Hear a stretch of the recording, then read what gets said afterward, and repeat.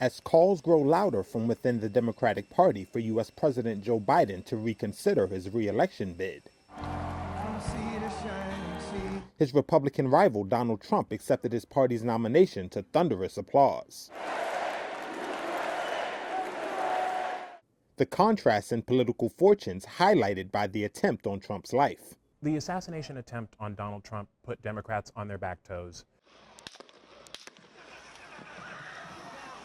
Reuters White House correspondent Trevor Honeycutt says it has changed the game.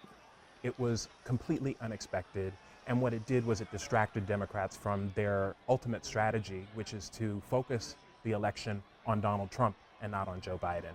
And so in order to do that, they needed to run an aggressive, negative campaign against Donald Trump, and doing so in the aftermath of an assassination attempt was not seen as the best look.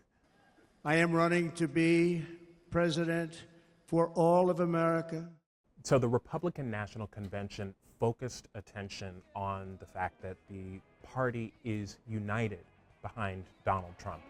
And instead of unifying Democrats, it's only raised more questions among Democrats about whether they have the right candidate, the best candidate, with the best chance of beating Donald Trump. And so throughout the RNC, when the focus would normally be on the Republican Party, you've had equal attention that's been devoted to this continuing public debate among Democrats about whether Joe Biden is still best to lead the party. So they have had no reprieve and no benefit from having Republicans on stage in Milwaukee.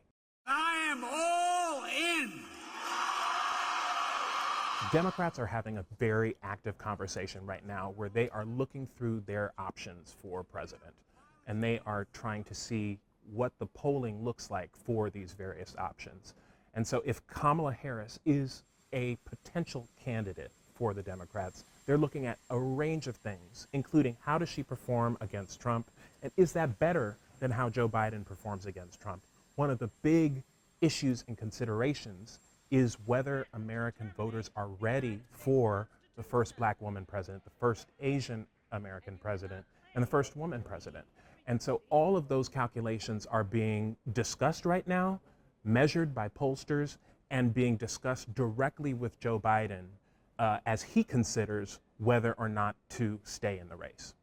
After weeks of insisting that he will remain in the race, Biden is now taking calls to step aside seriously, and multiple Democratic officials think an exit is only a matter of time, according to sources familiar with the matter.